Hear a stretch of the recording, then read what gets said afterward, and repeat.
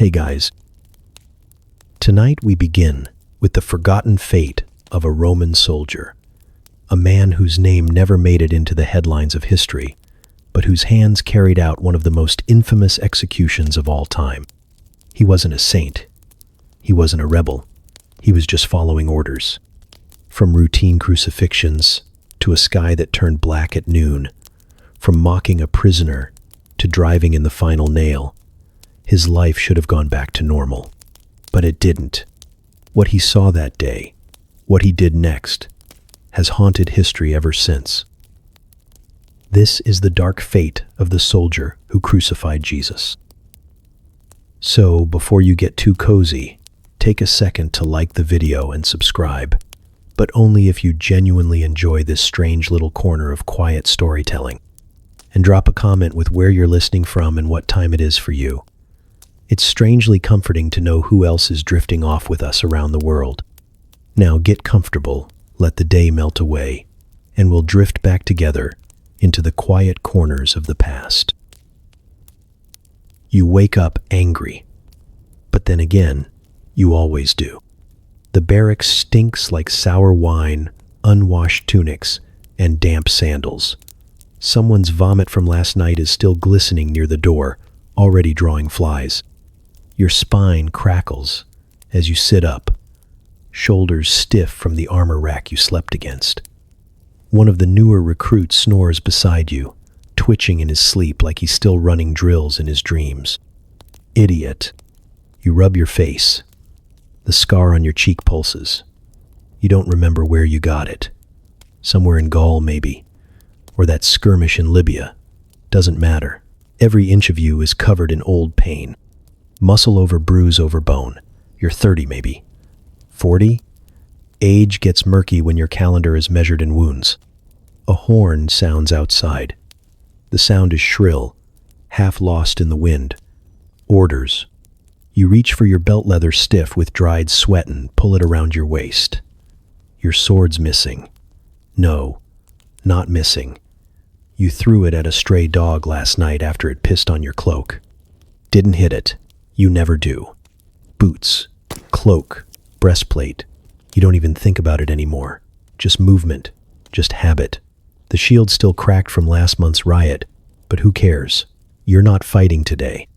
You're managing a crucifixion, which means crowd control, rope checks, and making sure no one dies too early. Not before the public gets their fill of humiliation. Another day. Another man nailed to wood. A thief. A rebel. Some religious lunatic claiming he's the son of a god. You've heard it all. Judea is crawling with prophets and messiahs. They always think they're special. They always scream, just like everyone else once the nails go in. You step into the sun and immediately regret it. It's too bright, too loud. The city is already murmuring. Traitors shout over each other. Beggars groan from alleys. Somewhere a child is crying, and no one stops it. The world feels wrong, like it woke up before you did. The tribune's voice is sharp and nasal. He waves a scroll like it's a sword. You, and you, and you. His finger jabs through the air. You don't flinch when it lands on you. Execution detail. 3 men. Orders from Pilate. You grunt. Not out of defiance, just acknowledgement. It's easier than speaking. Words feel wasteful when no one really listens.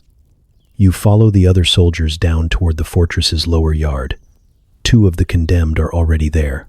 Scrappy types. One's missing teeth. The other pisses himself when they shove him forward. Standard fare.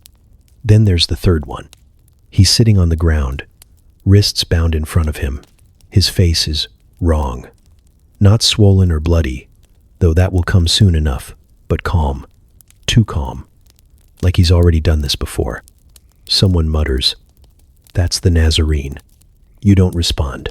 You've heard the name, heard the noise.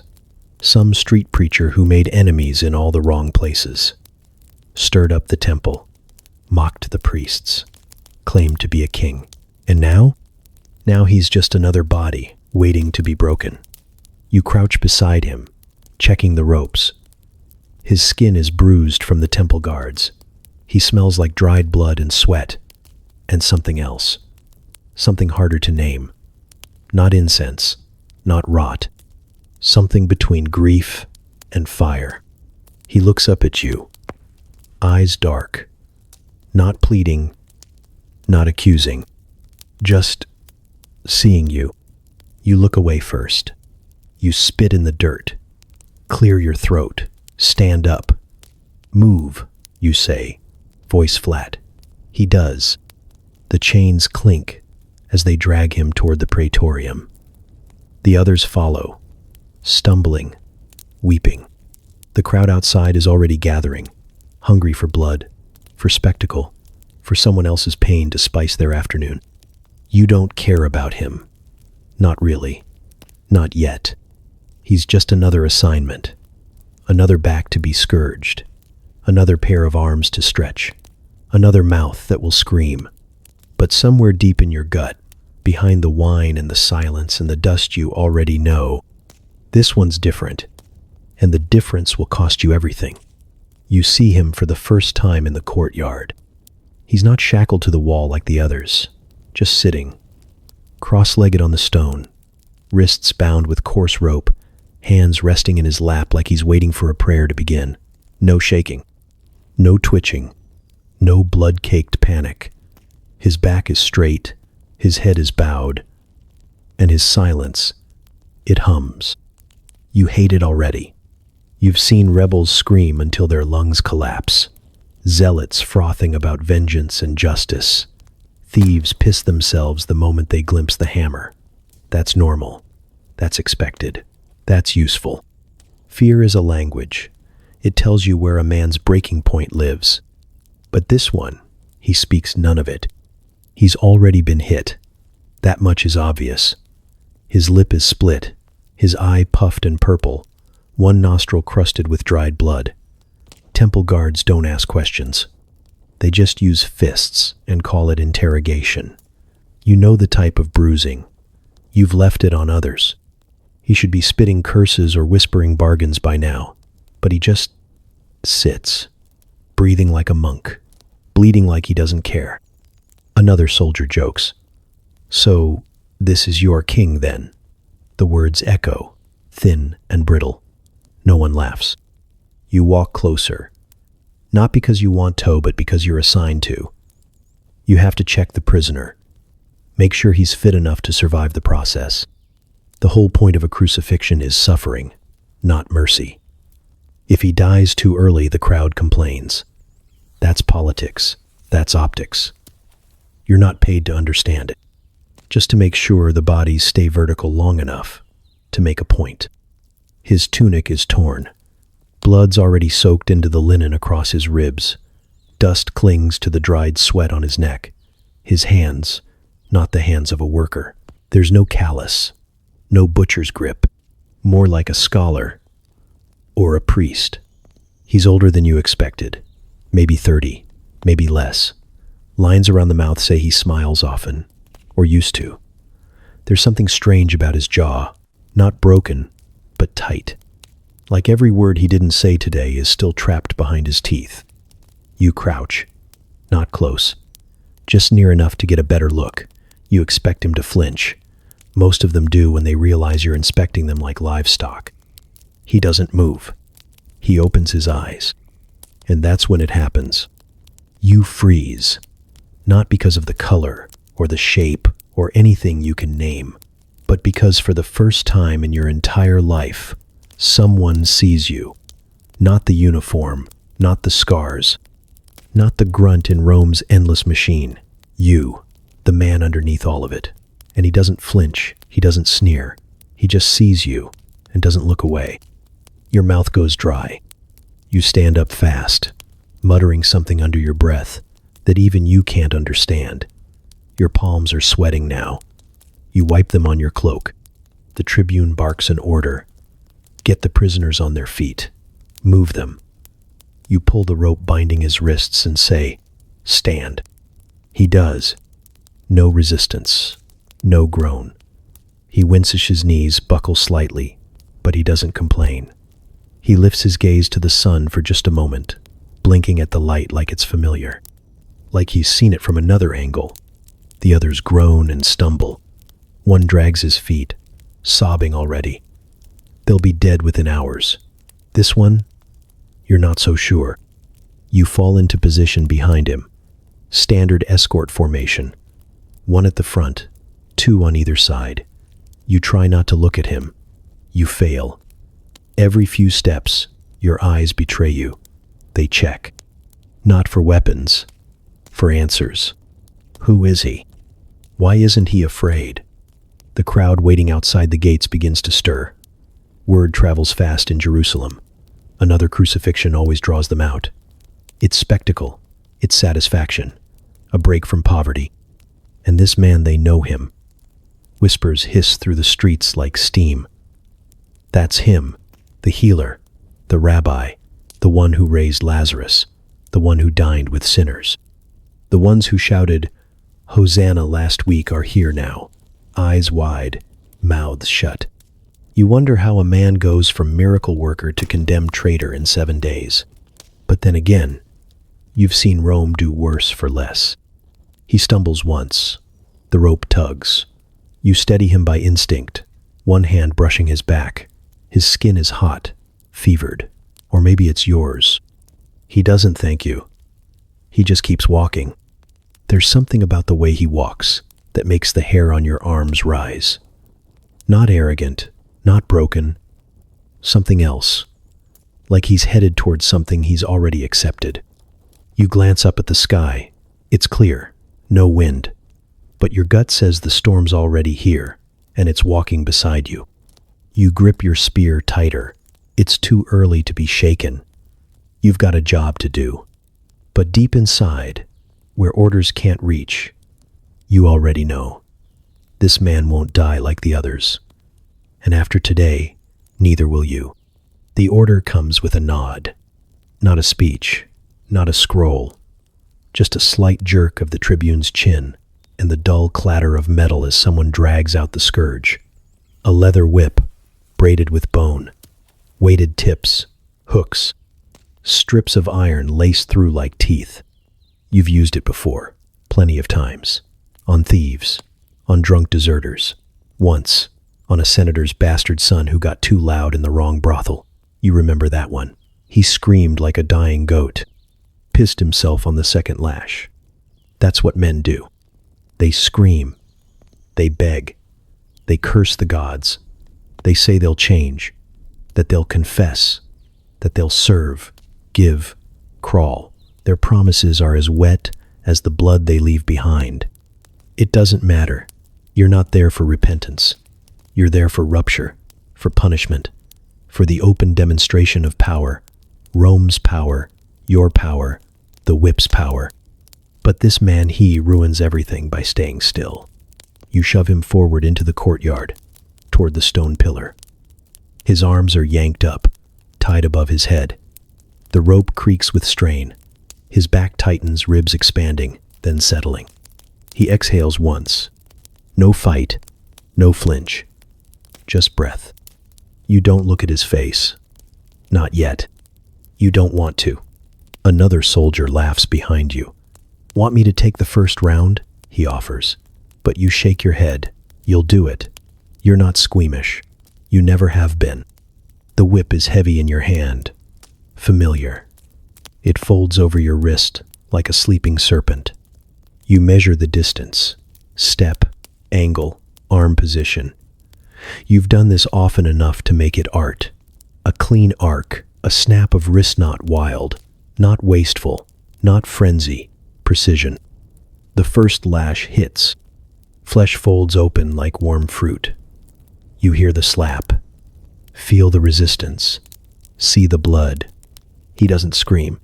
He rocks slightly with the force, knees dipping for a heartbeat, but no sound leaves his mouth. You blink. Reset your stance.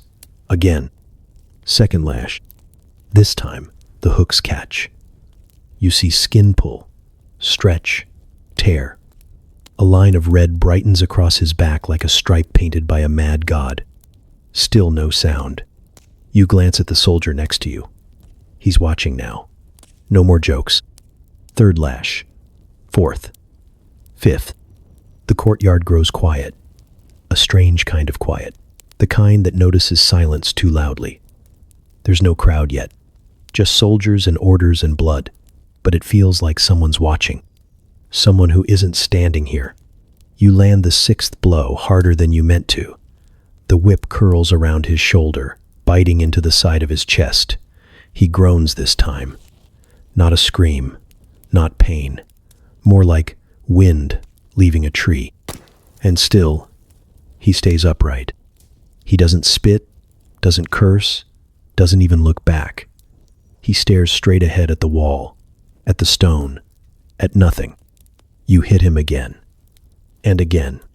12 lashes now, maybe more. His back looks less like skin, and more like something flayed something that should be dead. Blood runs down his legs, pools near his feet, soaks the rope. You pause. Why doesn't he scream? You've heard men scream for less, for far less. You circle to look at his face. He's sweating, pale, jaw tight. But his eyes are open. Not wild, not dazed, focused. Looking up towards something that isn't there, or maybe something that is. Your chest tightens. This should be easy. This should feel like any other execution prep. You've trained for this. You've lived this. But something feels off. You raise the whip again. One more. You swing. The final lash lands diagonally across his shoulders, splitting new flesh where old wounds had barely scabbed. His knees buckle. He slumps forward, not unconscious, just broken in the body. But still, no scream. You stand there, breathing hard. Not from the effort, but from something else. Your arms feel heavy, your throat dry. The whip hangs loose from your grip, stained dark. You drop it without thinking. The sound it makes when it hits the ground is too loud. He's still breathing, barely. A ragged rhythm, slow and steady. The stone beneath him slick with red. One of the younger recruits turns away, can't look. You don't look either. Not because you can't, because you're afraid that if you do, you'll see yourself in his face, and you won't like what's looking back. They find the thorns first. A twisted branch growing along the edge of the barracks wall. Sharp, dry, wicked little points curling from the vines like the teeth of a starving animal. Someone snatches it up and starts shaping it into a ring. Another grabs a torn rag from the storeroom, a faded piece of purple cloth, once used to polish a brass standard. It smells like rust and vinegar, royal enough. The air in the courtyard shifts. Not serious. Not yet, but mean. That kind of mean only soldiers know how to conjure. The kind that grows in packs. Giddy, ugly, bored. He's still on the ground. You can hear the blood dripping off him. One drop, then another. The stones beneath him have turned dark, slippery. His back is a ruin. His arms shake, just trying to keep him upright. But he doesn't beg. And that's the problem. The silence is getting too loud again. Someone needs to break it. So they crown him. They shove the thorns down hard, digging them into his scalp like they're planting something. The thorns pierce fast, deeper than expected. Blood seeps down his forehead, down the bridge of his nose, pooling at the corners of his eyes. He blinks slowly, doesn't cry out, doesn't lift a hand to stop them. Someone snorts. A king needs a robe. They throw the purple cloth over his shoulders. It sticks to the wounds, soaks red in seconds. They find a reed and jab it into his hands like a scepter. "Hail, King of the Jews," one soldier shouts, bowing low with a mocking flourish. Another laughs and kneels. "Your Majesty," he says in falsetto, then spits at the prisoner's feet. Laughter rolls through the yard like thunder from a dry sky, ugly, hollow. You don't join in, not yet. Not because you feel anything, just because something's crawling up the back of your neck, like heat or shame. You tell yourself it's nonsense. He's just a man, a poor one at that, probably mad, probably guilty, all the same as the others. But then he turns. Slowly, carefully, he raises his head and looks at you, right at you, and the laughter dies in your throat. He doesn't say anything, doesn't blink. His face is cut, swollen, leaking blood in every direction. But the eyes are clean, unbroken, like they're staring through the pain, through the bruises, through you. You can't explain it. You don't want to explain it. You turn away. But it's too late. The look stays. It latches onto the inside of your ribs like a hook. Behind you, another soldier punches him in the jaw. His head snaps sideways. Blood sprays from his mouth. Someone kicks him in the stomach. The scepter falls to the ground. They laugh again. Not so royal now, are you? They shove him back to his knees and shove the reed into his hand again. But this time, his grip tightens not in resistance, not in defiance, just to hold it, like he's accepting it. Like he knew all along this was part of the plan. Your stomach twists. He's playing the part too well. You watch him kneel there, blood trailing down from his temple, robe hanging from his torn back, crown sinking deeper into his skin, and you realize he looks like a king, a broken one, a dying one, but not a false one. You blink hard. This is madness. It's just a game, just blood and cruelty and the usual circus before the hill. This is what you do, what you've always done, what they trained you to carry out without flinching.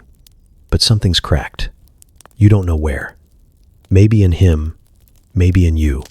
He shifts his weight, and the robe slips off one shoulder. You see the full map of violence traced across his body, every stripe, every bruise, every rip in his skin, all of it earned in silence. Someone tries to pull the robe back up. It sticks. The dried blood clings. They rip it. He flinches, just once, as flesh peels off with the fabric. And still, he says nothing.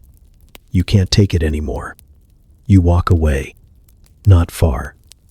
Just to the edge of the courtyard. Just enough to catch your breath. The others are still laughing, still mocking, still bowing and calling him king. But the sound barely touches you now. It feels small, like flies buzzing in a tomb. You press your back to the wall and exhale. What is this? What is he? You don't have an answer. Only a question that you can't stop asking. And the worst part is, it's starting to sound like a prayer. The sun has no business being this bright. It's not even noon, but already the heat is pressing down like the hand of a cruel god. The sky isn't clear, it's sharp, white-hot and pulsing. You squint against it as the prisoner is dragged to his feet. The cross is brought out. Not a polished thing, not a symbol. Just wood. Heavy, splintered, dark with the stains of others who didn't make it all the way. 2 other men will die today. Thieves, killers, regular filth. You've escorted plenty like them before. They scream, spit, try to run. This one doesn't. The robe is ripped from his back. You hear the skin tear before you see it. The crown stays on, pushed down hard. No one bothers removing it. Blood runs into his eyes again. He stands, or tries to. The beam hits his shoulder, like it means to bury him. He wobbles, knees bending like snapped reeds. Then, somehow, he steadies. Not tall, not proud, but upright. You give the signal. The march begins. You walk ahead of him, spear in hand, shouting to clear the way. The crowd spills from every alley, every window, every roof. Traders, beggars, children too young to understand. Some watch in silence. Some cheer. Some boo. Some throw things. He keeps walking. The cross drags a long, splintering line across the cobblestones behind him. It carves a trail like a wound through the city. His feet are bare, already blistered. Each step leaves a smear. Dust sticks to the blood. Flies follow. You keep moving. The stench is unbearable. The sun has cooked the garbage, the manure, the sweat of bodies pressed too close together. Fish rot in the gutters. Someone's donkey has shat near the temple steps. The city smells like death on a good day. Today, it smells like something older than death. The prisoners grunt. One cries out, cursing Rome, cursing Caesar, cursing God. The crowd loves him for it, but the one in the middle, he makes no sound, no protest, no cry, just breathing. That's what you hear. More than the shouting, more than the crowd. His breathing, steady, slow, like he's measuring something, like he's counting each inhale, each exhale, storing them like coins. Until he falls. It happens fast. His legs give out, and the cross rolls off his back with a wooden thud. He hits the ground face first, cheek scraping stone, hands twitching like they're still trying to rise. You yell. So do the others. You jab your spear at him not to wound, just to force him up. He doesn't move. The crowd surges. The noise swells. You bark an order. Another soldier grabs a passerby, a stranger from the countryside, and pulls him forward. You say, pick it up. The man protests. Just a little. Then sees your face and stops. He shoulders the cross. His knees nearly buckle, but he lifts it. The prisoner stays on the ground a moment longer. You stand over him, waiting for the groan, the cry, the curse. Nothing. He lifts his face. Dust and blood coat his jaw. There's dirt in his teeth, but his eyes are clear. He looks at the man holding the cross, and there's something in the look. Not thanks, not sorrow, something else. The kind of look a king gives a servant, right before laying down his crown. He stands again. Somehow, you start walking. The stranger with the cross walks beside him. The others follow. The crowd parts. You pass a group of women wailing, tearing at their veils. He turns to them and speaks not to ask for pity, but to warn them. Don't weep for me, he says. Weep for yourselves, for your children. You hear it. You don't understand it, but it lands in your chest like a stone. Why would he warn them? He's the one dying. You keep walking. The hill comes into view, Golgotha, Skull Hill, the place where hope ends and bones begin. You've been here more times than you care to count. You know the rocks, the pits, the stains that never wash away. But this time, something's off. You glance over your shoulder. He's limping, dragging one leg, skin flayed from neck to spine. Every breath is a prayer made through broken ribs. And yet, he walks. Not like a criminal, not like a victim, but like a man who already knows the ending, and still chooses to arrive. She appears before you notice her. One moment, the crowd is just noises sweat, shouting, cracked sandals trampling dry earth, and the next, she's there, pushing through the bodies like her bones don't know fear anymore. She's not young. Her veil is torn. Her eyes already look hollow, but her feet move with a kind of madness, like she's chasing time itself. You see her before she reaches him, and for a breath, you don't know why she's running. Then you see her eyes, and then you understand. She's his mother. She stumbles in the dust as he falls again. The cross slips from the stranger's back and hits the ground with a hard, final sound. The prisoner crumples beside Idith's knees give first, then his hands, then his face. No strength left to catch himself. His body folds like a broken gate. The soldiers curse. One reaches for his whip. You raise a hand, telling them to wait. She's already on her knees. She doesn't scream, doesn't beg, just reaches. Her hands tremble as they find his feet. She cups them gently, like they're still small, like they once fit in her palm, the way they did when he was a boy. Her fingers brush away the blood.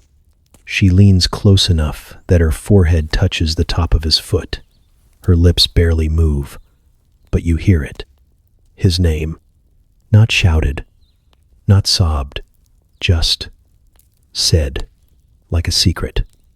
Like something she's had to whisper alone for years, too sacred for anyone else to hear. He lifts his head, barely. Eyes swollen, lips cracked, blood dried at the corners of his mouth. But when he sees her, he breathes. Not just in pain, not in defeat, but like it's the first real breath he's taken all day. Mother, he says. Or maybe he doesn't. Maybe it's just the shape his mouth makes when he sees her. Maybe it's just the ache in your own gut, inventing the word. She whispers something else.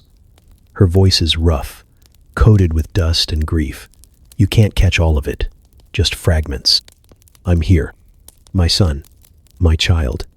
The crowd is still shouting, but it feels far away, like you've stepped into a place that doesn't obey the laws of time anymore. He lifts his hand, not all the way, just enough to brush the edge of her sleeve. She catches it, cradles it like a soldier holds a wounded bird. Careful, reverent, and still whispering. You've seen mothers weep before. You've seen them tear their hair out, throw themselves at horses, rip their own clothes to ribbons trying to get to their sons. But this woman, she's not breaking apart. She's breaking open. And the sound of her voice, it's the sound you hear in your head at night when the barracks go silent. That voice that asks you if this is all you'll ever be. That voice you drink to drown. One of your men shouts your name. The crowd's closing in again. You're supposed to move them along. You don't. Not yet. You watch him look at her, not with apology, but with comfort. Like he's telling her this is what has to happen. Like he's still protecting her, even from a cross he can't stand under anymore.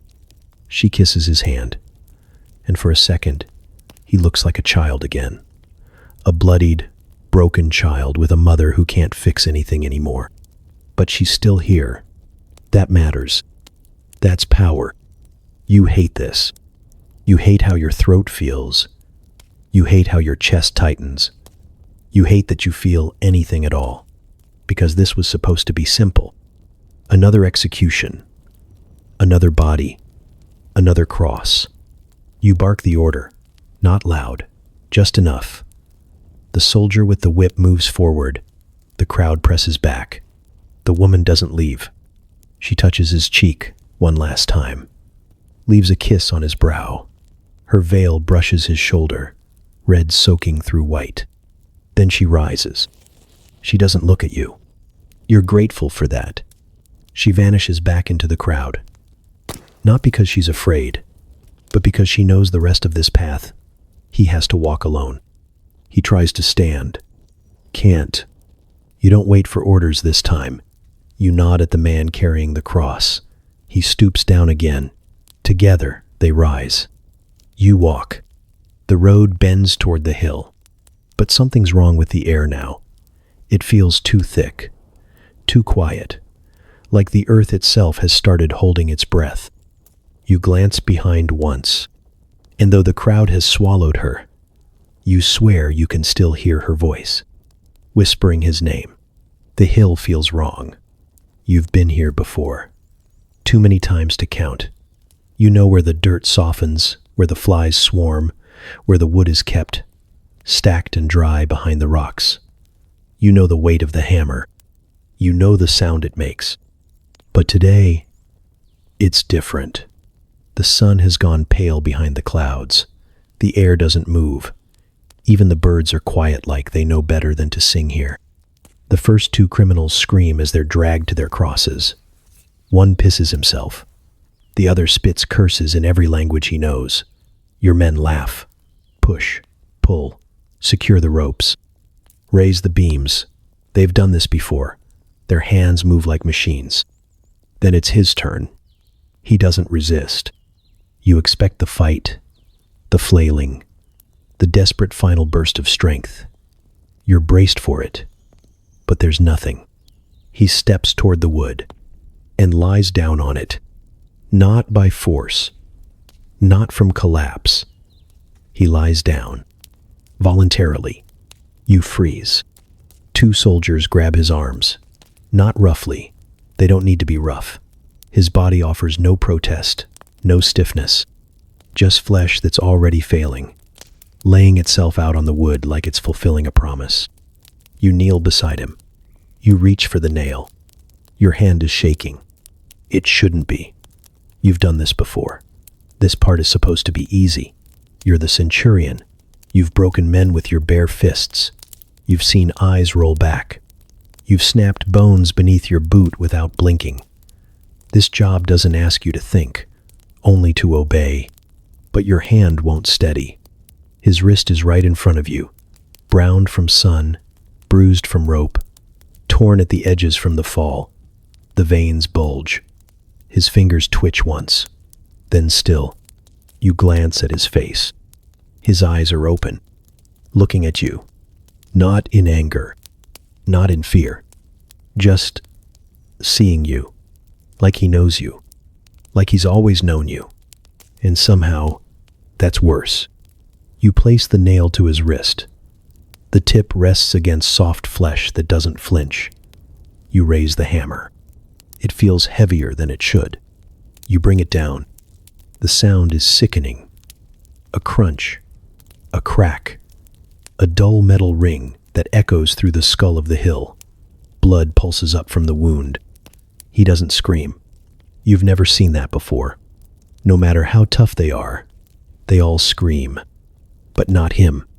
He closes his eyes, only for a second, then opens them again, still looking at you, like he's waiting for you to understand something. You don't. You move to the other hand. The same rhythm. Grip, nail, raise, strike. This time, your hand slips. You curse under your breath. Steady yourself. Strike again. The metal bites through skin and tendon. The wood groans as the spike settles deep. His fingers curl. A single breath escapes his lips, sharp but quiet. You've nailed men to wood like this before, but never like this. He never pulls away, never fights. He lets you do it. And that's what unravels you, because this was supposed to be punishment. But it feels like something else, something older, something you don't have a word for. Your men lift his legs, position his feet, overlap them. They wait for your nod. You give it. The last nail goes in with 3 strikes. Bone, muscle, wood. Done. Your shoulder aches. Your ears ring. You step back. Your breath is shallow. Your mouth tastes like metal. You wipe your hands on your tunic, but they're still sticky. You don't meet his eyes again. The ropes are tightened. The cross is lifted. The wood creaks. Dust stirs. Then comes the thud bass slamming into the hole dug just for it. His whole body jolts. Blood spatters from the crown of thorns. His arms stretch. His ribs shift. But still no scream. He's up now. Nailed. Hung. Dying. You've done your part, but your hands still shake. The other soldiers begin mocking him. One grabs a sign and hammers it above his head. King of the Jews, it says in 3 languages. They laugh, spit, toss dice for his clothes. You stay quiet. You can't stop replaying it. That moment, when your hand lifted the hammer, and he looked at you like he knew it would happen, like he'd been waiting, like he chose you for it. You've never wanted a drink so badly in your life, but there's no wine left. Just a man on a cross, and the weight of your own hand. The wood groans as the cross is raised. You step back. The heat is creeping in now, but your skin has already gone cold. Your hands, still stained, twitch as if they haven't realized the work is over. The base of the cross slams into the hole you dug earlier that morning. It sinks with a sick thud jarring, final. His body jerks from the force. You hear something tear. You don't know if it's inside him or inside you. And there he hangs. Not a word. not a sound, just the breath, slow, measured. Each inhale like it costs something, like every breath is borrowed from a place you're not allowed to enter. The other two scream. One of them is already panicking. He shouts at your men, at the crowd, at the sky. His words are slurred, spit-flecked, wild. He spits blood with every curse and thrashes against the nails like he still thinks this is a mistake. Like someone might rush forward and say, "Wait, not him." The second one is quieter, but not silent. He growls, mutters under his breath, eyes rolling in and out of focus.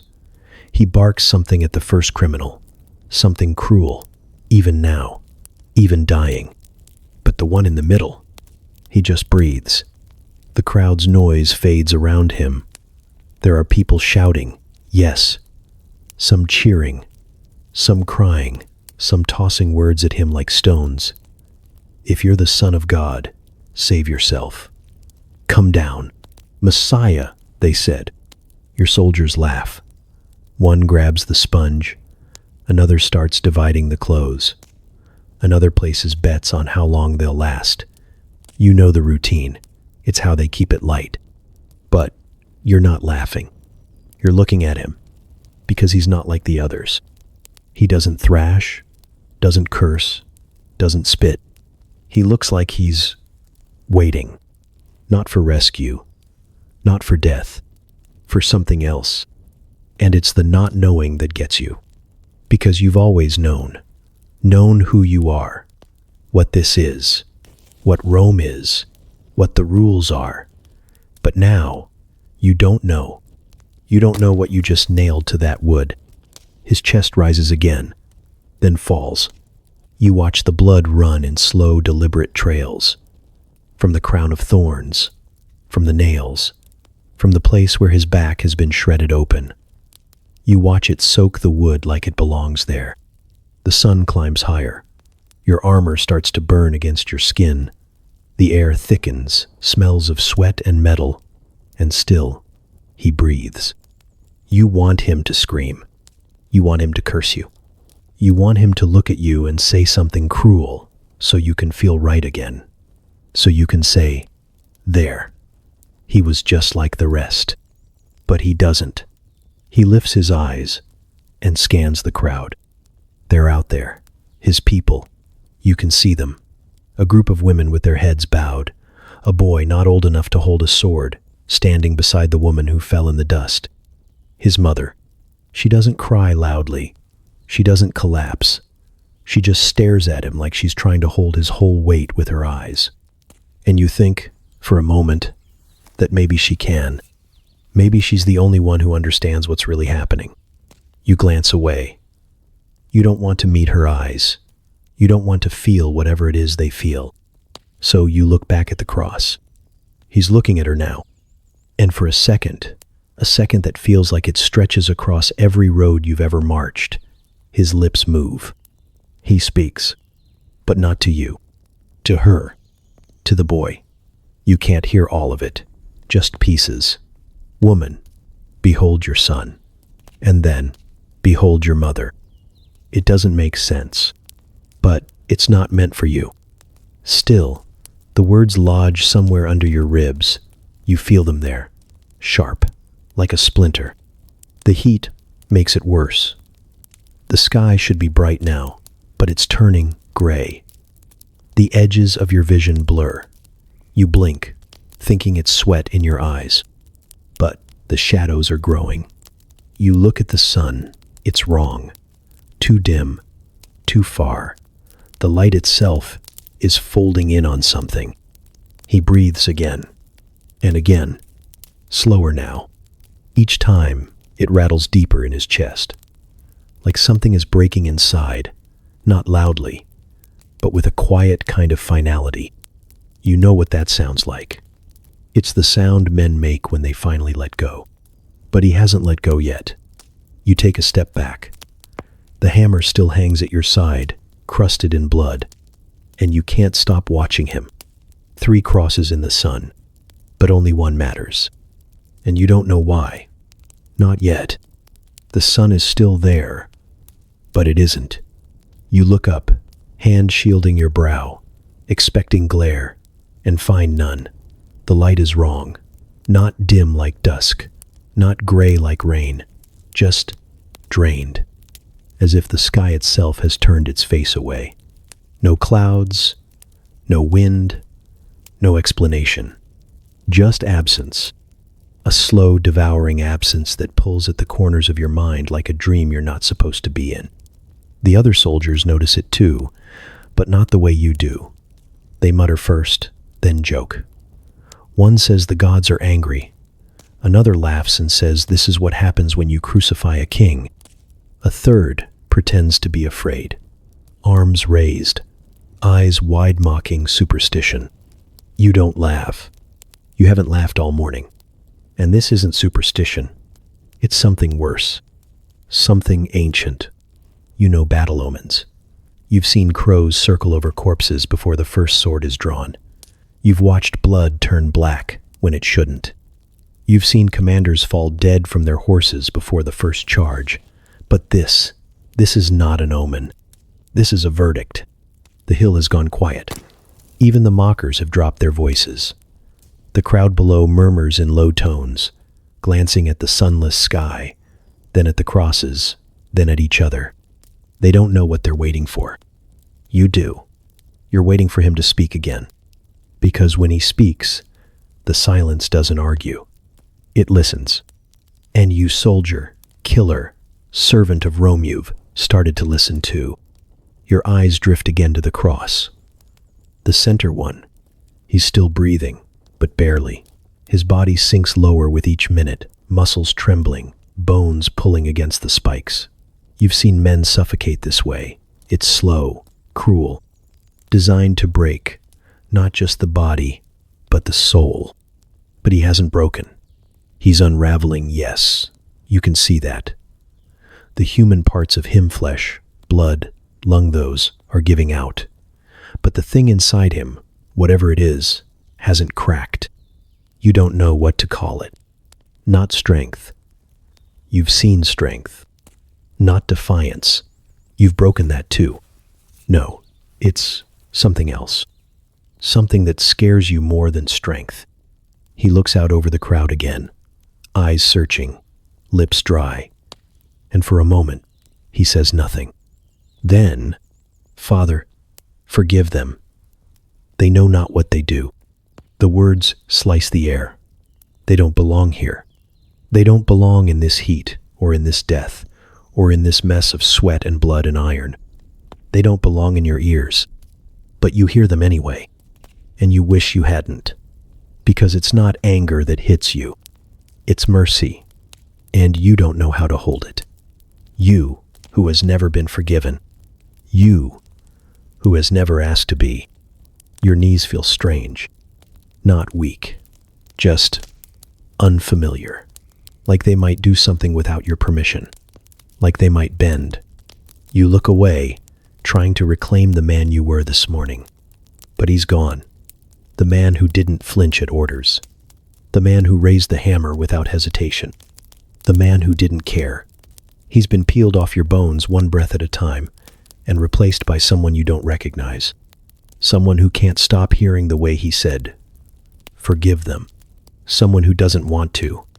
The other two men on their crosses are sobbing now. One keeps yelling at him. The other one, oddly quiet, says something to him through cracked lips. You catch just enough. "Remember me." And he answers. Of course he does. "Truly I tell you, today you will be with me in paradise." What kind of man says that? To a dying thief? To a man who deserves what he's getting? What kind of king shares his kingdom with the condemned? You don't know. You've served emperors. But this is something else. You step back. You don't want the others to see your face. Because if they do, they'll ask questions. They'll see it, the confusion, the weight, the doubt. And doubt, in a centurion, is the beginning of collapse. The darkness grows heavier now. It's pressing on your shoulders like armor you never put on. It's midday, but it feels like midnight. The wind still won't move. The sun won't return. The world feels paused, like heaven is holding its breath. You try to shake it off, but you can't. You're still watching him, still counting his breaths, still waiting for something that can't be undone. And somehow, you know it's coming. You've seen men die side by side before.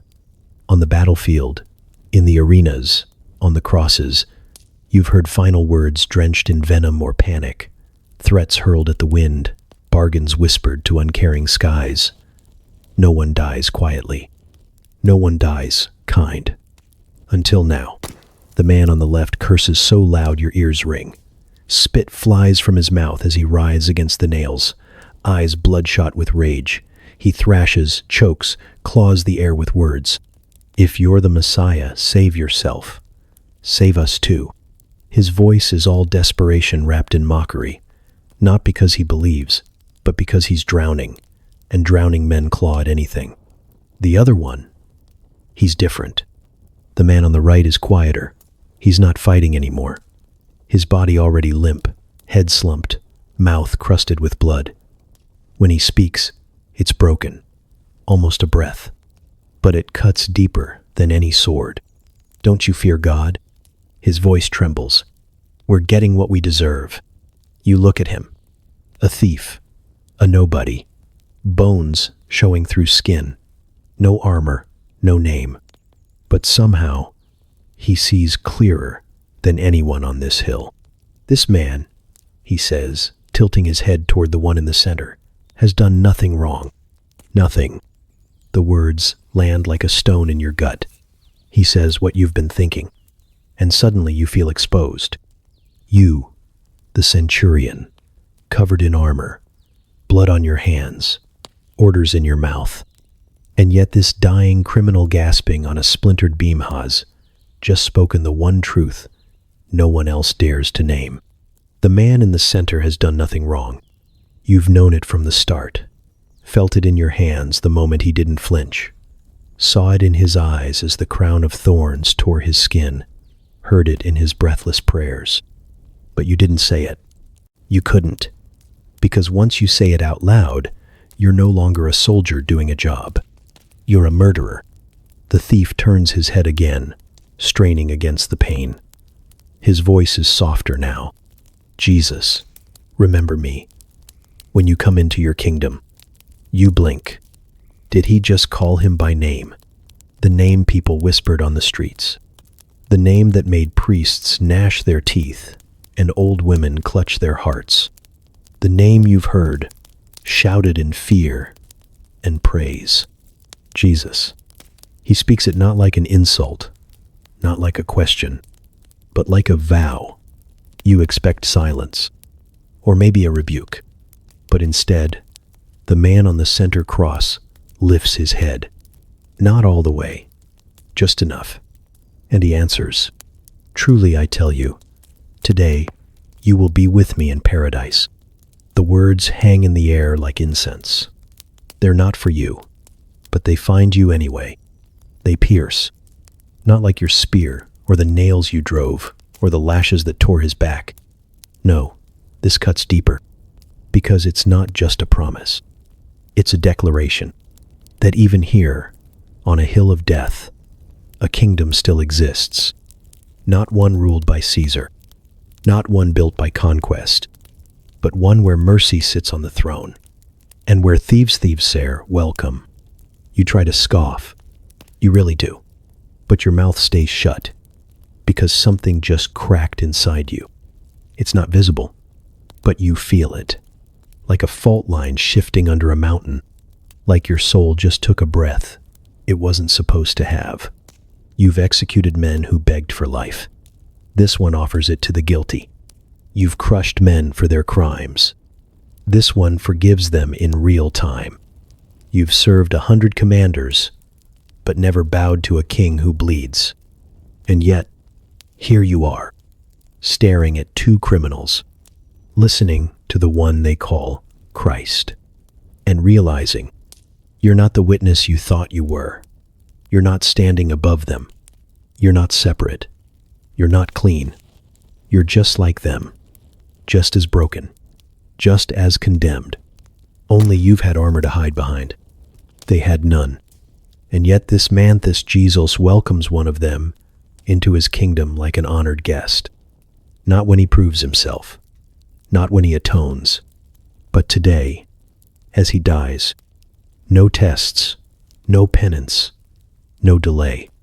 Just grace.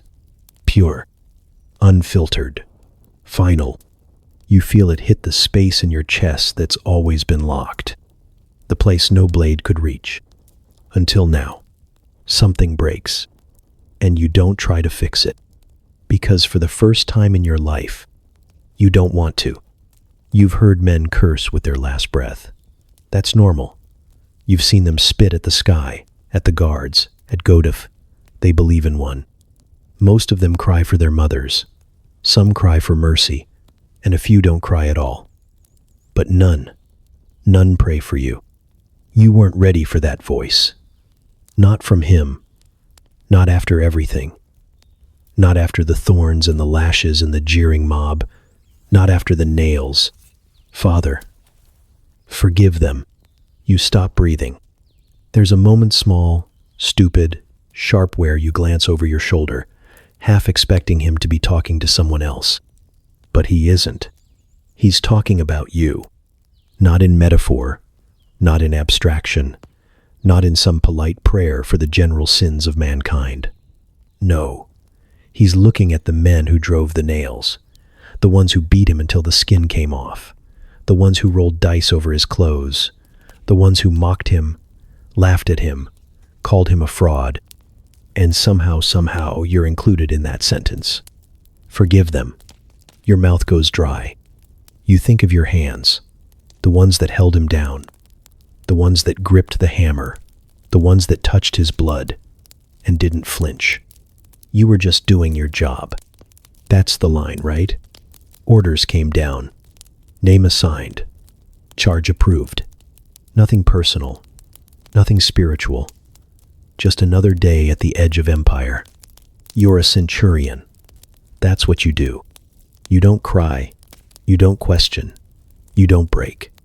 But now, you freeze. Because a dying man just gave you more mercy than you've ever given anyone in your entire life. Father, forgive them.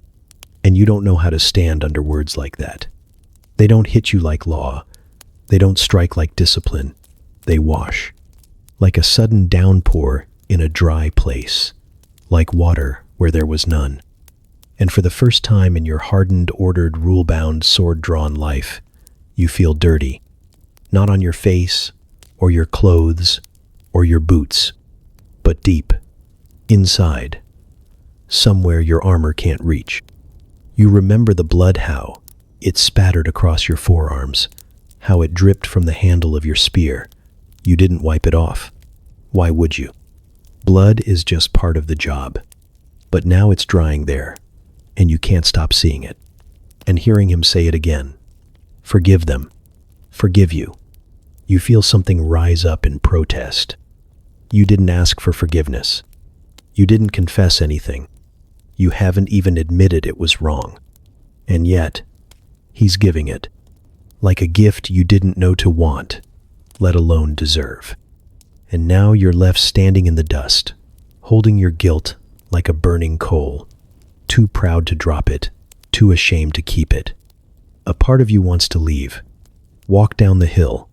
Let the sky fall behind you. Let the others handle the mess. Let the prayers float upward while you disappear into your barracks and pretend this was just another execution. But you don't move. You can't. Because now you've heard it. Not shouted. Not screamed. Spoken. Not with bitterness. Not with sarcasm. With resolve. With love. Love.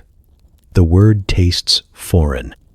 You don't associate it with pain, or wood, or nails, or thorns. And yet, somehow, here it is, bleeding beside you, dying in front of you, and still speaking words that don't belong on a cross. Forgive them. You try to remember the last time someone prayed for you. You can't. The priests back home prayed at you. Politicians offered blessings with one hand while passing death sentences with the other. Your comrades joked that the gods had long since left this land, and maybe they did. But this man's prayer doesn't float upward. It lands right where you're standing, right where your sins are piled, right where your doubt lives. And the worst part? You want to believe it.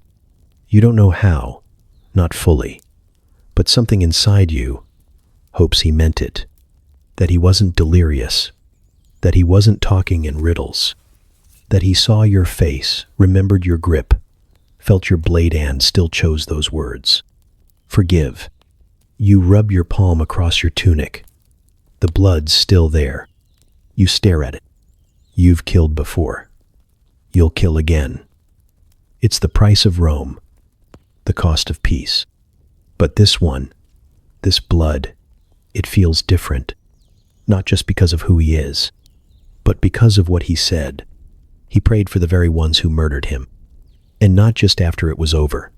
He prayed while it was happening, while the pain was still unfolding, while the spear hadn't even been drawn yet, while you were still cursing under your breath, still muttering about how this was taking too long, still wondering what you'd eat for dinner.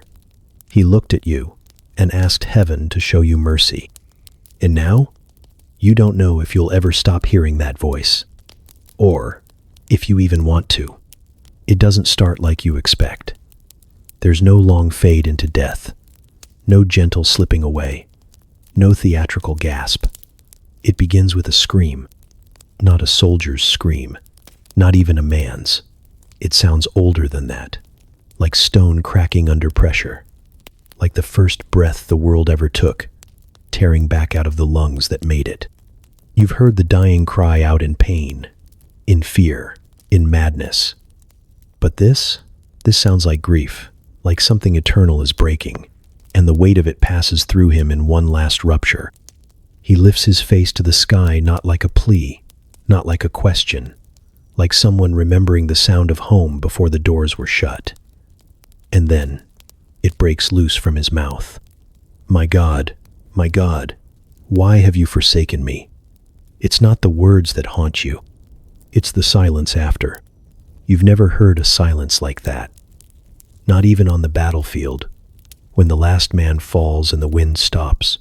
Not even in the desert, when the sun sets and the heat still rises from the stones. This silence feels alive, heavy, watching. It doesn't feel like the end of a man.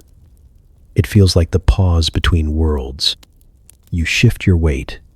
The spear in your hand feels heavier than it should. You glance at the others. One of them clears his throat, too loud. Another mutters something about Elijah. Another one laughs. But the laugh dies in his throat before it can finish.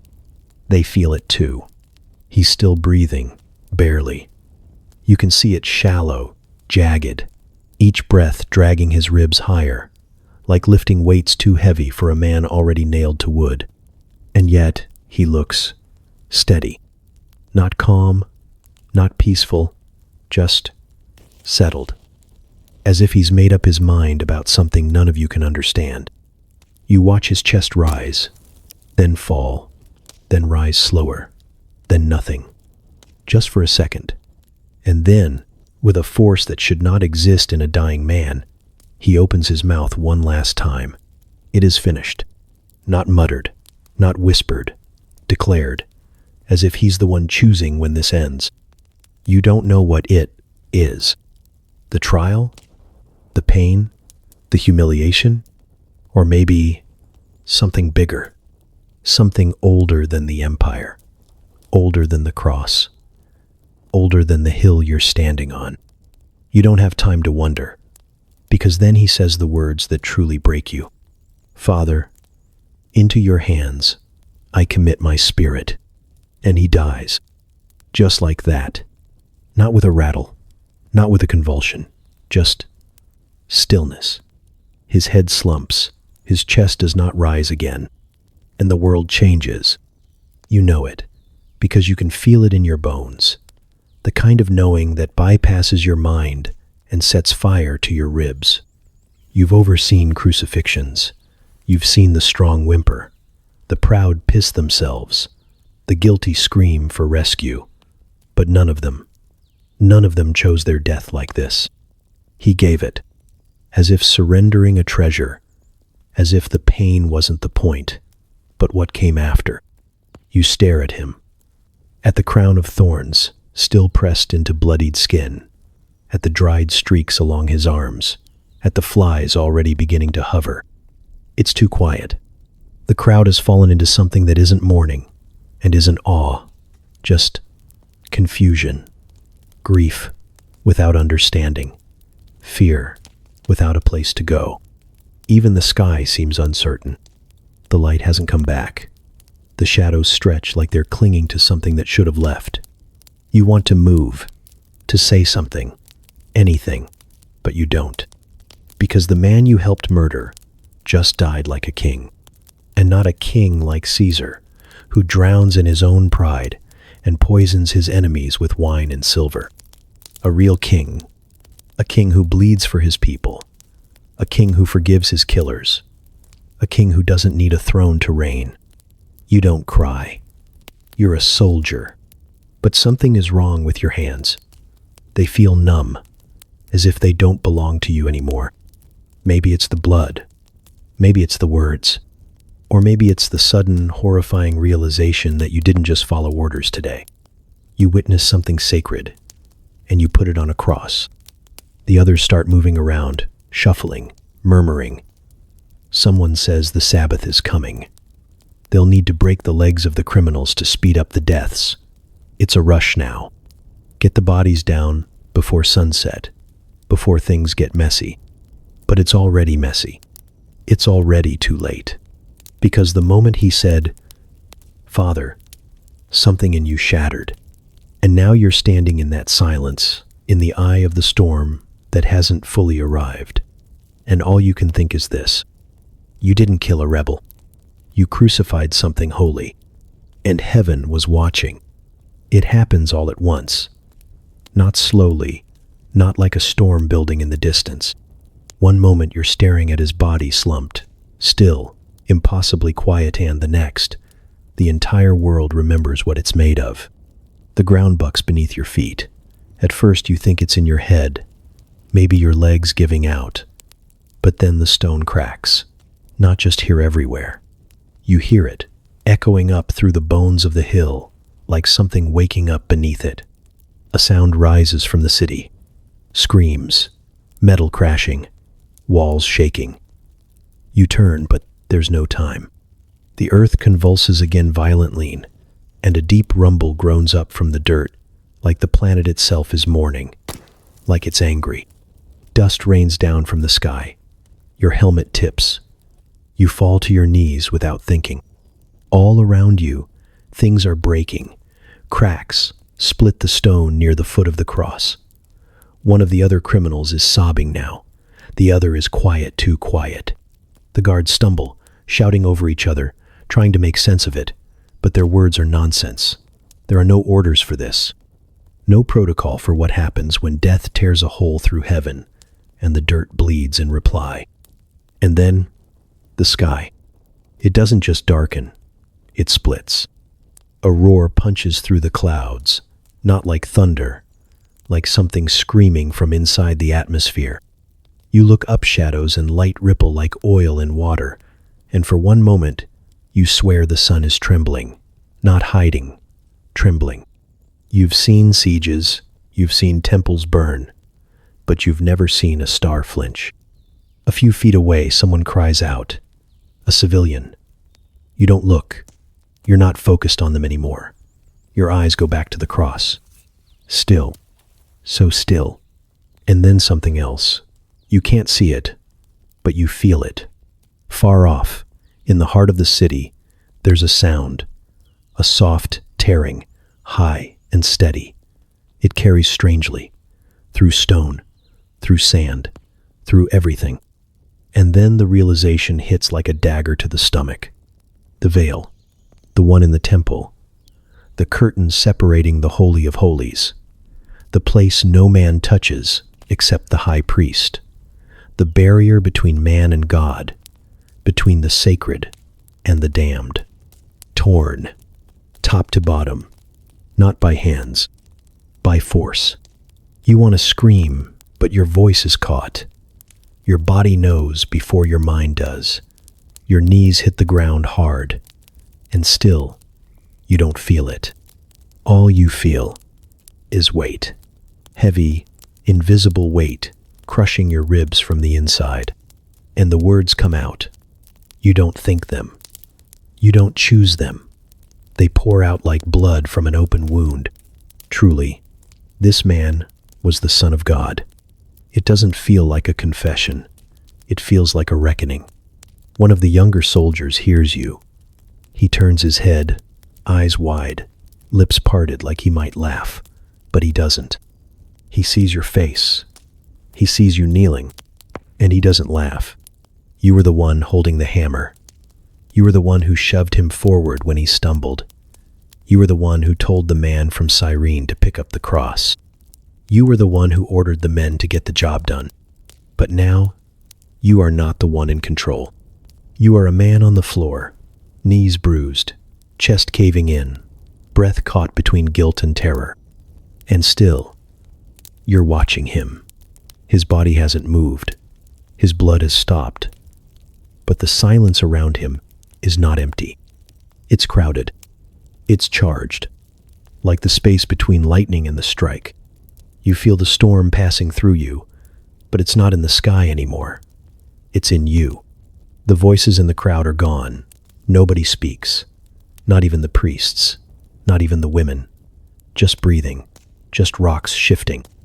Just the hum of a world that's not sure if it's allowed to go back to normal. And maybe it never will. You close your eyes. Not to pray. You don't know how to do that. You've prayed to Mars, to Jupiter, to whatever gods Rome likes to carve in marble and parade through blood. But this doesn't feel like marble. This feels like fire. You can't make sense of it. So you don't. You just stay there, hands open, knees pressed into trembling stone, your lips still slightly parted. The wind finally moves. Not hot, not cold, just clean, like something was ripped out of the sky and replaced with air that doesn't belong here. Air from before the world was ruined, or maybe from the world that's coming next. Behind you, someone sobs. Ahead of you, nothing moves, except the blood on the ground, still slowly spreading toward your boots. You don't wipe it away. You just stare at it. Let it creep closer. Let it touch you. You think maybe that's what this is now. Not a soldier's job, not an executioner's end. Just a witness to something too big for Rome, too quiet for war, too alive to stay buried. You don't want to do it. You've done worse. You've watched worse. You've ordered worse. And this is nothing. Just a clean poke, a final check, a formality before Sabbath. But your feet don't move. The order is clear. Make sure he's dead. And you already know he is. You felt it. When he cried out, something tore in the air, and everything changed. You saw the moment his breath stopped.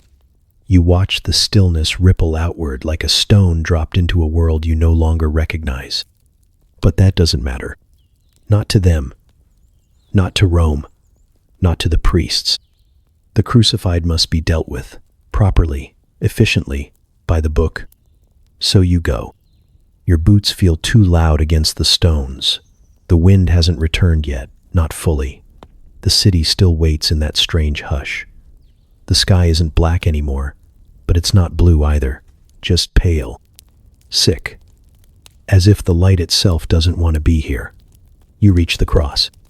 He's there, still hanging, as if time has stopped around him and left the rest of the world to keep moving. His chest doesn't rise. His head is bowed. Blood crusts at his temples, at his side, down his legs. No twitch, no breath, just death. You adjust your grip. The spear feels heavier than usual. It always does on days like this. Not that there are many like this. You steady your hand. You don't announce it. No one's watching now anyway. The crowd is mostly scattered. The priests have vanished back into their gold-plated sanctuaries, their hands still slick with self-righteousness. Only a few soldiers linger, too shaken to speak. You hear one dry heaving behind a cart. You look up at him one last time. Then you thrust. Clean, precise, under the ribs, and up into the heart. And that's when it happens. Not blood. Not just blood. Water. Thin. Pale. As if a second river has been hiding beneath the first. It pours out slow, deliberate, too much for what's left of a body. Your hand jerks back. The spear clatters against the wood, almost slipping. You stagger, just slightly. Not enough for anyone else to notice, but enough for you. And you're wet now. His blood, his water, on you. It drips down your fingers, your wrist. A spot touches your cheek. You move to wipe it but freeze. Your eyes burn. Not like pain, like heat, pressure. Then, nothing. Then, clarity. For months now, your right eye has been clouded.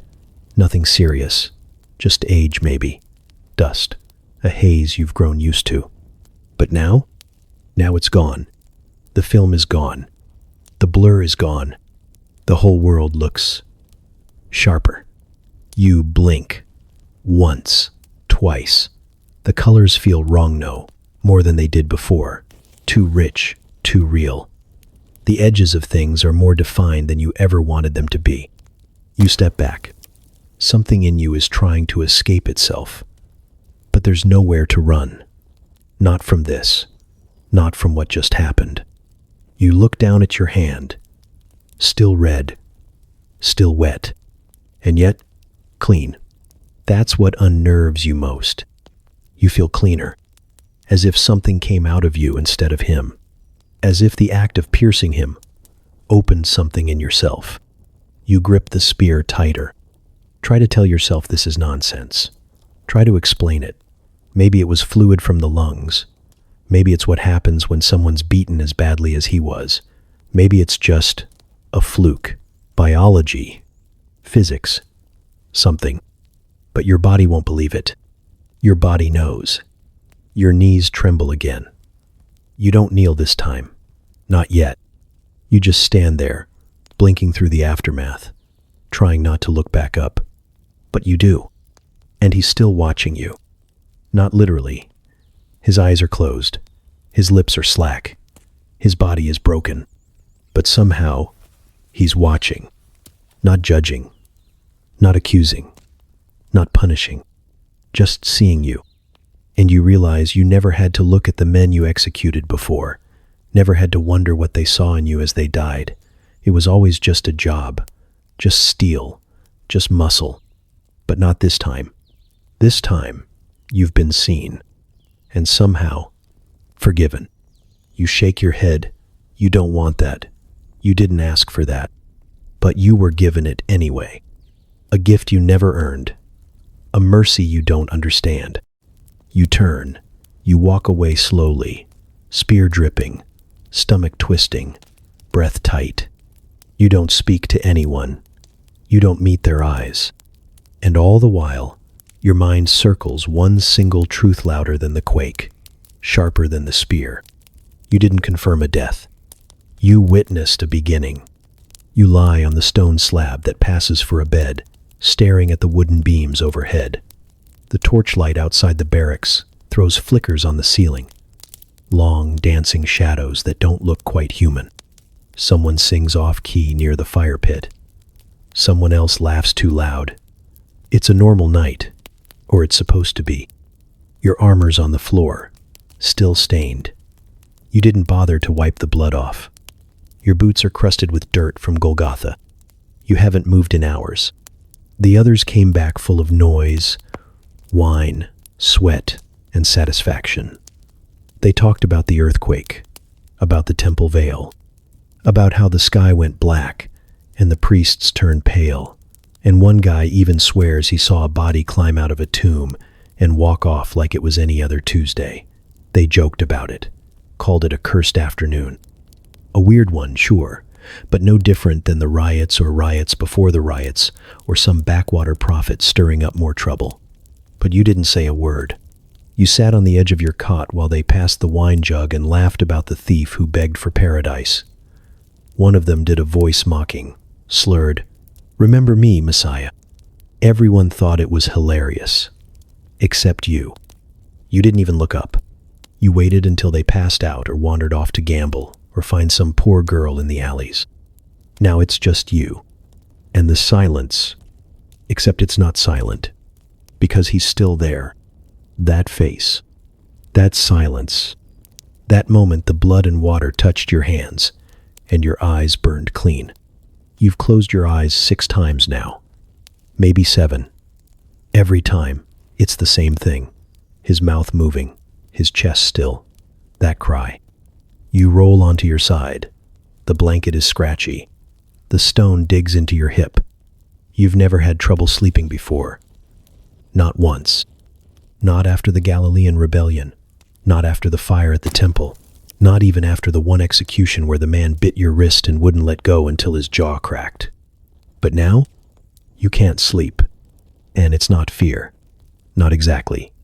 It's not the kind of fear you've known all your life. The fear of dishonor, of a failed mission, of disappointing a general. This is something else. Something inside. Something that's awake. Your body's tired, but something in you isn't. It keeps playing back the moment you raised the spear, the way it slid in without resistance, the moment your hand came back covered, and the warmth hit your skin like a second heartbeat. You shift again, press your fists against your forehead, try to force it out. You whisper, "He's dead," into the dark, just to hear yourself say it, just to hear a voice. But it sounds pathetic in your mouth, like a child trying to believe in thunder gods and bedtime charms. You never believed in the gods, not really. The statues, the stories, they were convenient. Good for control, good for ceremony. But faith? That was for the weak. That was for peasants and fishermen and beggars, not soldiers. Not you.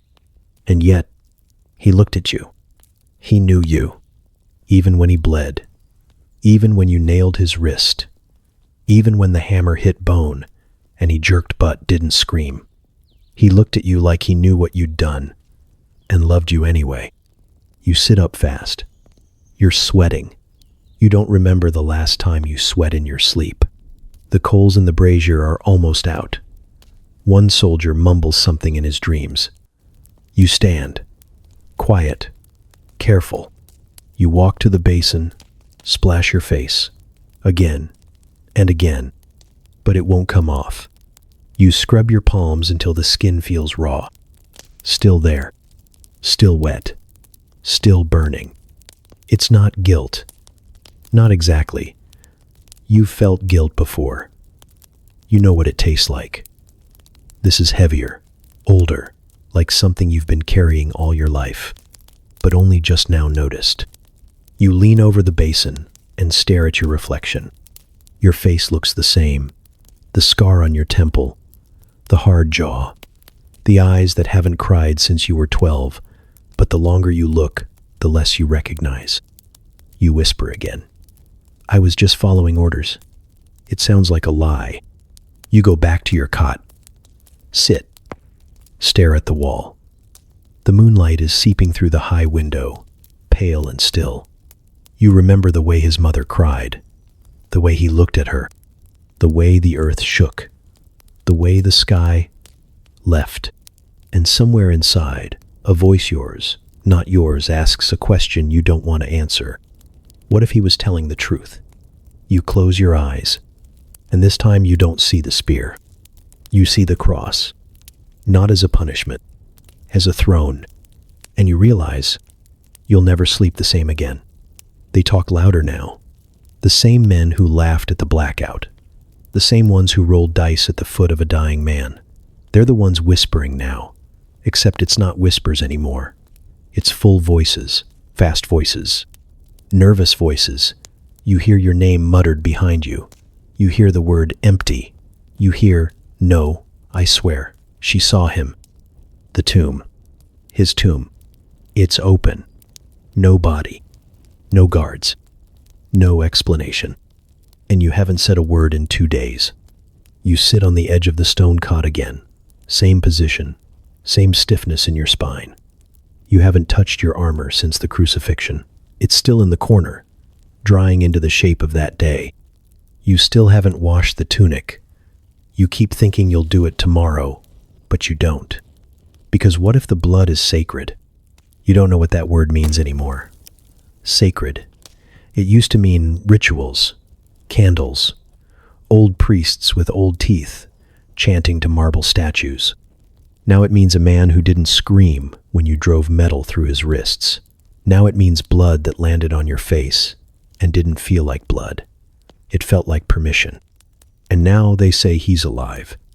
You haven't seen it yourself. Not yet. But you don't need to. You feel it. In your bones, in your hands, in your stomach that won't keep food down. In your sleep that comes like a threat, not a relief. You haven't slept a full night since. You walked by the temple yesterday, just to see if it was still cracked. It was. No one fixed it. The veil was still torn. They'd tried to stitch it, you could tell. But it hung there like something injured. Like a body with its chest split open, trying to pretend it was fine. And the priests? You caught one staring at the sky. Not praying. Just staring. As if waiting for something else to break. The rumors started yesterday morning. First it was the women, then a few of his followers, then one of the guards. You knew him. He never shut up, thought everything was a joke. But not now. Now his voice trembled when he said it. He's not in the tomb. The stones rolled away. We don't know who did it. You said nothing. Just clenched your jaw. Hard enough your teeth still ache. The others said grave robbers. Said it was a setup. Said his followers planned it to keep the movement alive. But you saw his face. You saw his breath stop. You saw the wound. You made the wound.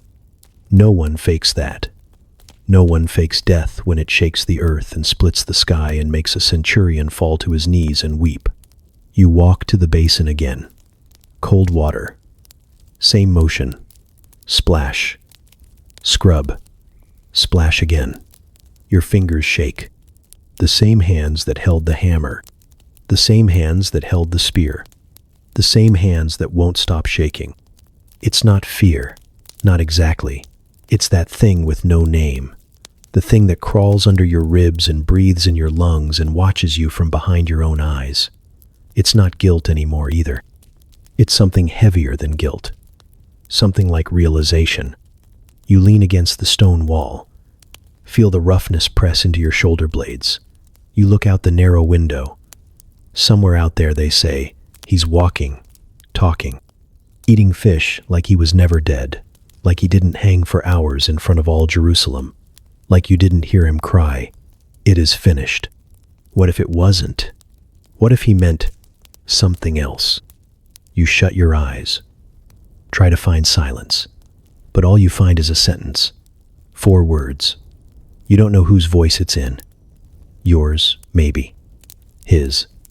Maybe it doesn't matter. You killed the sun. You press your palms to your eyes until stars dance behind them. You tell yourself you were following orders, but it doesn't hold weight anymore. It's thin, like fabric stretched over a broken door. You killed the sun. But he's not dead. He's not in the tomb. And no one's laughing now. No one dares to say his name with that same smugness. Even the officers speak of it like it's above them, like it's a storm they can't control. You heard one say, "If this gets out, we're all done." Another replied, "It's already out." You don't eat dinner. You walk through the barracks like a ghost. Every step feels like it echoes. You killed the sun. You go outside. The city smells like dust and old bread. You walk past the market, past the cistern, past the place where the beggars used to shout about salvation. They're not shouting anymore. They're just watching, staring at everyone, as if waiting for something only they believe will happen again. You turn down a narrow alley, stone walls, clay pots, a dog that doesn't bark. You lean against the bricks and let yourself slide down to the dirt. Your knees hit the ground like they're supposed to be there. And you whisper it this time, out loud. I saw him die. But you don't believe it anymore, because something isn't dead.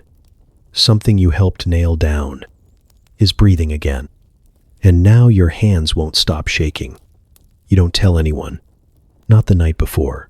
Not over bread. Not in the morning while the others strap their gear on and shout at the servants to hurry with their wine. You just do it, quiet, like a whisper escaping the lungs. You don't polish your armor. Don't fold your standard. You don't take the coin purse, or the dagger, or the scroll that proves your loyalty to Caesar. You take your hands and your memory. That's all.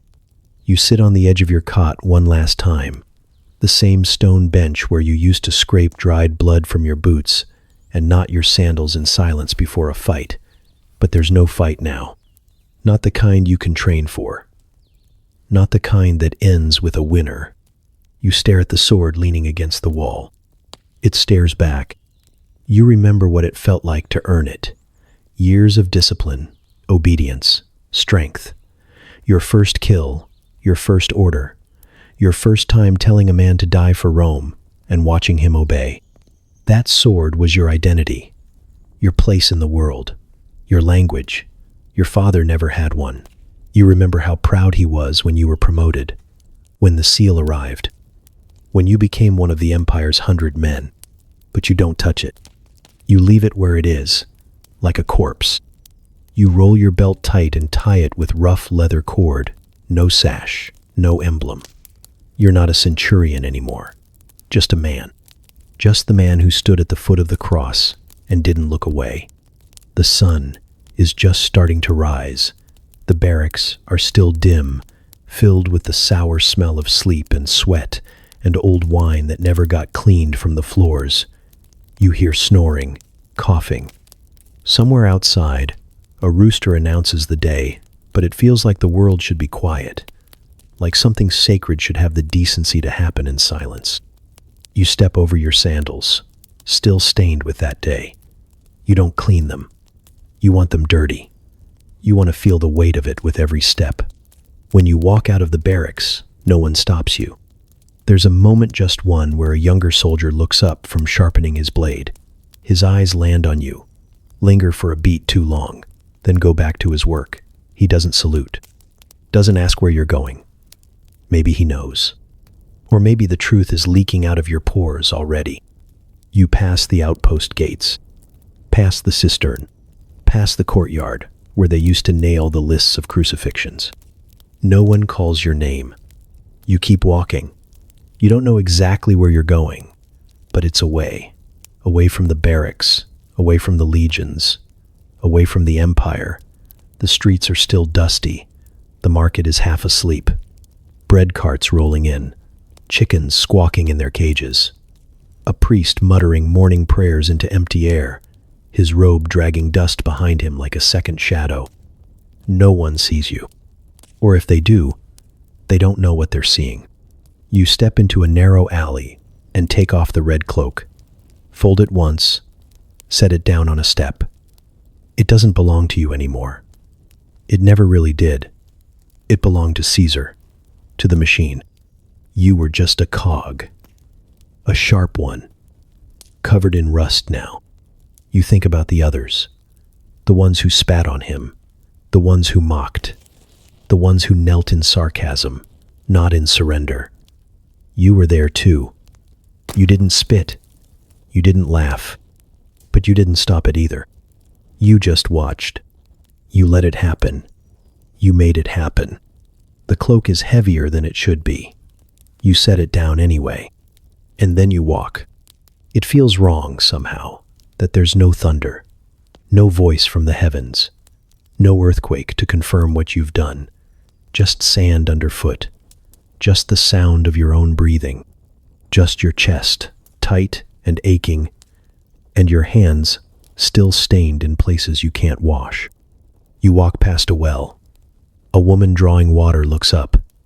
Her eyes meet yours for a second. She doesn't smile, but she doesn't look away either. You wonder if she knows, if she's heard, if she was there, if she's one of them. You don't speak, you just nod. She nods back. It's nothing. And everything. You keep walking. By mid-morning, you're out past the walls. The city shrinks behind you like a memory, the kind you don't want, but will always keep. You see the hills stretching out before you, olive groves, wild fig trees, distant patches of sheep and smoke. You don't know where his followers are. You don't know if they'll accept you, but something in your ribs tells you they will. Not because you deserve it, but because he said it. Father, forgive them. You were the them. And somehow, you believe him. You pass a child playing in the dirt. He looks up at you and smiles, wide and gap-toothed, like the world hasn't done its damage yet. You nod. Keep walking. You don't turn back. You leave the uniform, the sword, the rank, but you keep the memory, because it's the only honest thing you have left. You walk for days before you speak to anyone. You sleep under trees, drink from creeks. Your boots blister your heels, and your thoughts blister your mind. Every time you close your eyes, he's there, not as a ghost, but as something living. His silence rings louder than the sound of nails. His breath feels closer than your own. You pass villages where the soldiers used to cheer your arrival. Now you avoid the main roads. You're not one of them anymore. You don't have their swagger, their shield, or their smile. You don't have anything really, just a face in your mind you can't forget. The first town you stop in, a child points at your arms, asks about the scars. You lie. You say they're from a hunting accident. His mother calls him away.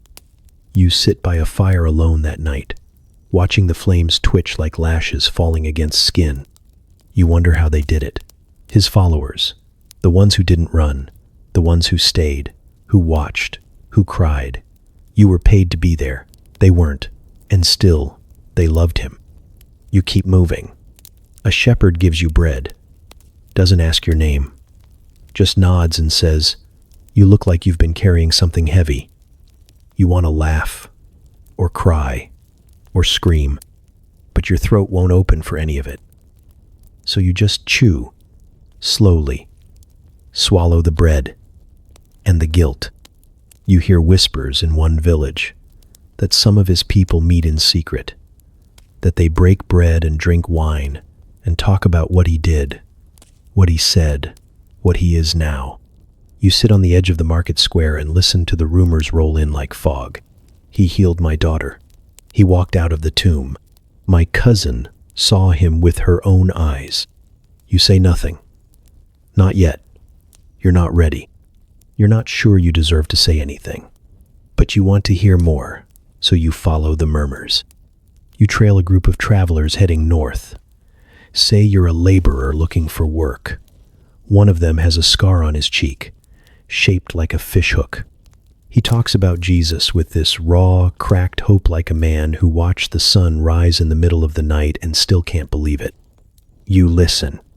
Night after night, you listen. You think maybe that's all you'll ever do. Until one day, they ask you, "Where were you when he died?" You freeze.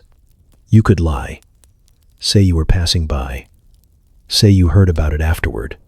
Say you knew a man who was there. But you're so tired of lying, so you breathe. You close your eyes.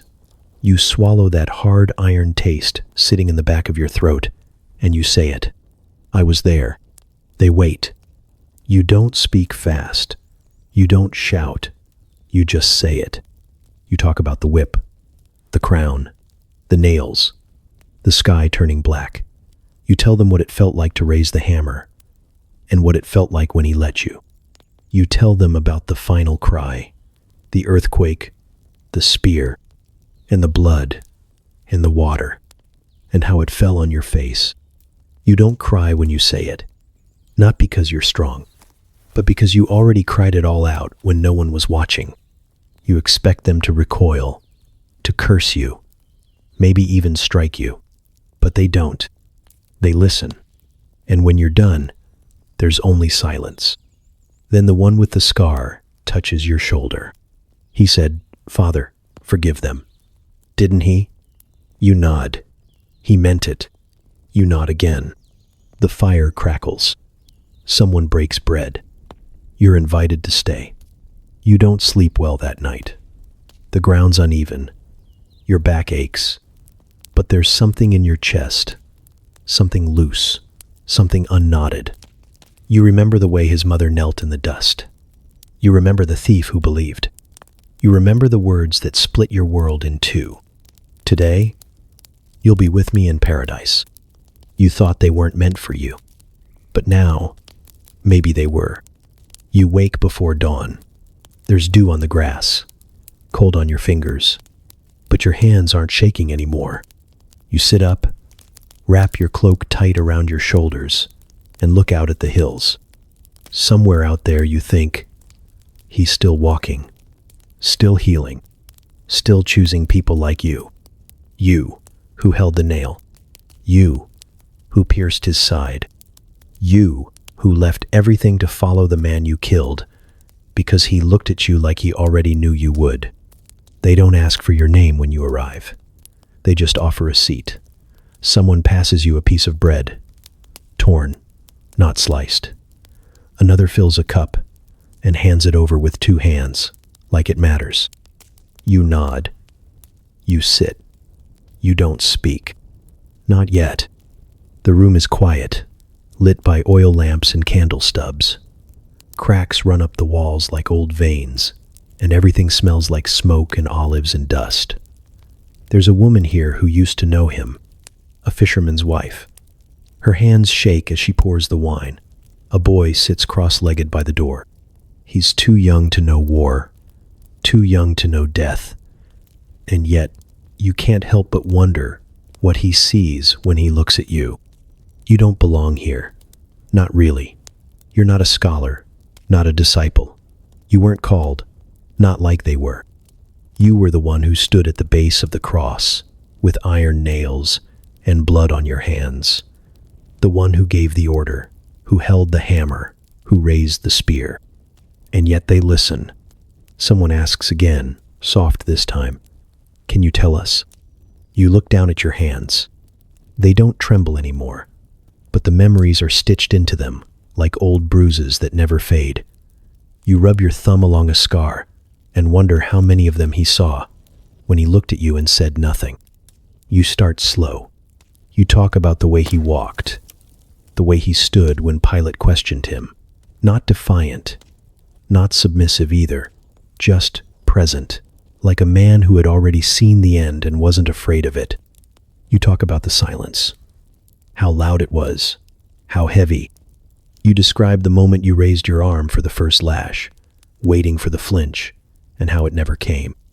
The way the whip fell, again and again, and how he just stood there like he was bearing something older than pain. They don't interrupt. You tell them about the crown, the robe, the mockery that turned to unease. You remember laughing, but not because it was funny. You remember trying to make him human. A joke, a fool, something you could kill without feeling anything. It didn't work. You tell them about his mother, how she whispered his name like a prayer and held his feet in the dust. How something inside you cracked then and never healed. You talk about the hammer, the nail, the cross lifted into place, like hoisting shame into the sky for everyone to gawk at. You talk about the thief who asked for mercy. In the reply, "Today you will be with me in paradise." You stop speaking for a moment. No one moves. You can hear the flames spit in the oil lamp beside you. And then, finally, you tell them the part no one ever forgets. The sky turned black. The earth shook. And you said it. Not because you planned to. not because it was brave, but because something ancient and honest ripped it from your throat and you couldn't stop it. Truly, this man was the Son of God. That was the moment the soldier died. Not when you dropped the spear, not when you left the barracks, but there, at the foot of the cross, with blood on your hands and ash in your mouth, and nothing left to hide behind. They don't cry because of what you did. They cry because you see it now. They cry because they've seen it too. You look around the room and realize they're not saints. Not really. Not yet. They're people who saw something they couldn't unsee, who heard something they couldn't unhear, who follow because not following would feel like dying again. Someone says, "You're a witness." You shake your head. "I was an executioner." But they're already nodding, not because they disagree, but because they understand. You weren't chosen by a dove or a dream or a scroll in a synagogue. You were chosen because you killed him, and because he looked at you like he loved you anyway. That's why they listen, because your voice doesn't come from theory or hearsay. It comes from blood and bone and silence, from the moment death met love and lost. You're not a priest, not a leader, but when you speak, they lean in like you carry something sacred, because you do. You don't tell them what to believe. You don't have a sermon. You don't have scrolls or sacred words memorized. You only have one story, but it's enough. And when they ask you to tell it again the next night, you do. The climb is slower this time. Your knees don't hold like they used to. The ground slips under your feet in patches of dry grass and powdered stone. The soldiers behind you don't say much. One of them is younger than you were when you first put on the red sash. His armor's too clean. He looks away when you turn your head. The hill is smaller than Golgotha, but it feels the same. Same dust, same sky, same wind. There's a silence here that isn't quiet. A waiting, a presence. Like the earth knows what's about to happen. They tie your wrists, not with rope, with leather. It bites into your skin like it remembers you. You don't fight. There's no fear left in you. Not after that day. Not after the blood that fell and didn't condemn you. You've been many things. A centurion, a killer, a deserter, a preacher, a man with a wound no one can see. You've walked through cities that never knew his name and watched strangers cry when you told them how he died, how you were the one who made it happen, how he looked at you anyway, like you were already forgiven. That story followed you like a shadow. It burned behind your eyes when you tried to sleep. It hummed in your chest when you spoke to the broken. It clung to you through storm and drought and exile, like mercy that never ran out. You didn't come here to be remembered. You didn't expect this to be a legacy. You only wanted to tell the truth. But truth has a cost, and now you're paying it. The crowd is small. Fewer jeers than before. Fewer eyes hungry for blood. These aren't citizens on their lunch break. These are witnesses.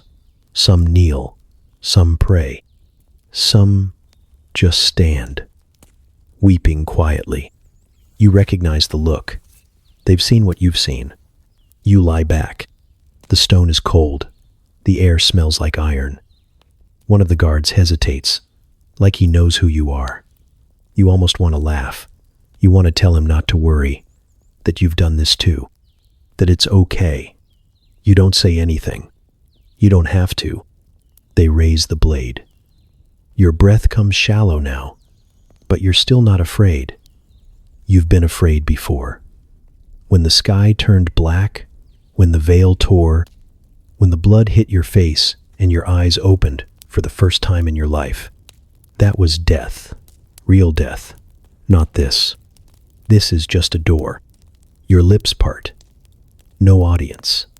No spotlight. No choir. Just dirt and wind and God. You whisper his name. Not like a curse. Not like a beggar. Like a soldier calling for his captain who already won the war. You close your eyes, and everything else fades. There's no scream, no final plea, just his name. And then, silence. But not the silence of defeat, the silence of peace, of something finished. The blade falls, but you are already gone.